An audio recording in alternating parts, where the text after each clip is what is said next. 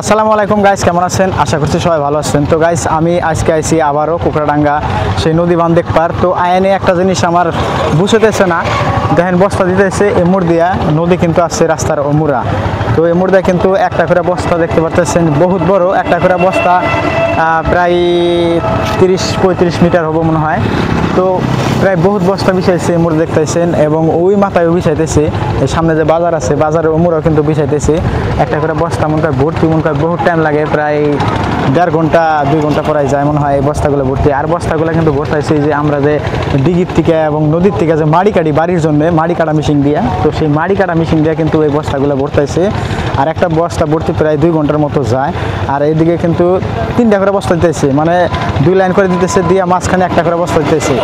আর এই বস্তাগুলো দিতেছে মানে নদী সেভ করার জন্য। তো এই জিনিসটাই বুঝতেছে না, নদী হইলো রাস্তার এমুরা, বাংটাইছে এমুর দিয়া, আপনারা ভিডিও ক্লিপ দেখতেছেনি।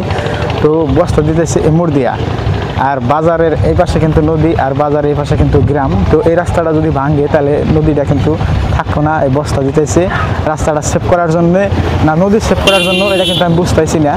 তো আপনারা আজকে সবাই অল্প কমেন্ট করে জানাবেন যে অ্যাকচুয়ালি এই বস্তাগুলো কিসের জন্য দিতেছে। ইঞ্জিনিয়ারের মাথা, এটা ইঞ্জিনিয়ারের মাথা টেকনিক খাড়াইছে, এটা ইঞ্জিনিয়ার জানে, কিন্তু আমরা কিন্তু এটা জানি না।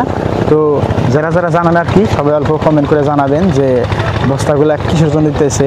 বর্তমানে কিন্তু কুকড়াডাঙ্গা নদী বান মানে ভাঙ্গা কিন্তু কমছে, কারণ বর্তমানে কিন্তু পুরাই সরকারের সেফটি নিতেছে, আর সরকারে বস্তা টস্তা দিয়া সব জায়গায় সেভ করতেছে।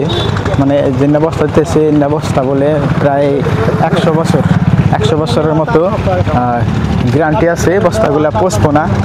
আর বস্তাগুলা কিন্তু নদীর কামের জন্য বানাইছে, এবং নদী রক্ষা করার জন্যই কোম্পানিতে বানাইছে। আর এই বস্তাগুলা কিন্তু দেখতে পাচ্ছেন মেশিন কিন্তু ঢুকে দিচ্ছে, মেশিনের পাইপ ওই যে বস্তার মোহে মাড়ি ঢুকতেছে, আর চারি সাইডে কিন্তু যে পানি বাড়িয়ে বাড়িয়ে গেছে। মানে বস্তাগুলো বানাইছে খালি নদীর জন্যই মনে হয়, খালি নদী সেভ করার জন্য এই বস্তাগুলো কোম্পানিতে বানাইছে, এই কামের দিকে বানাইছে বস্তাগুলো। তো একটা করে বস্তা প্রায় মোটামুটি 30-35 মিটার মনে হয় লম্বা আছে। আর এই মেশিন দিয়ে যে ভরতেছে, মেশিনে প্রায় মনে হয় 1.5-2 ঘন্টার মতো টাইম যায়। প্রথমে কিন্তু জিসিবি দিয়ে খুঁজে নিয়ে এই জায়গাটা সমান বানাইছে, আর মাড়ি কাটতেছে কিন্তু বহুত দূর থেকে, ওই মেশিনের সাউন্ড পাওয়া গেছে, আপনারা বুঝতে পেরেছেন, বহুত দূর থেকে মানুষের ডিগিতে থেকে মাড়ি কাটে আনতেছে। তো এটা টেকনিক খাড়াইছে হয়তো বড় বড় ইঞ্জিনিয়ারের মাথা, যে এই পাশে আছে রাস্তা, এই পাশে দিচ্ছে বস্তা, এবং ওই পাশে আছে নদী।